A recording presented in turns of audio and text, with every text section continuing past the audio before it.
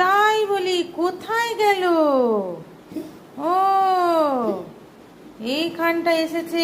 একটা ব্রাশ নিয়ে এসেছে কোথা থেকে, দাঁত মাজার।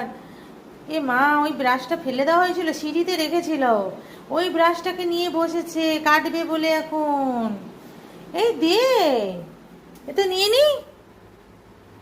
ঘ করছিস? নিয়ে নি। এই যে নোংরা বিরাট, বাবা আমার হাতে থেকে কেড়ে নিল। ও বাবা, এটাকে কাটবে এখন বসে বসে। এই তুই কি ছোট্ট বাচ্চা গেছিস? সবে নতুন দাঁত বেরোচ্ছে, যে দাঁত শুশু করছিস? বাবা রে, দে দে, দিয়ে দে।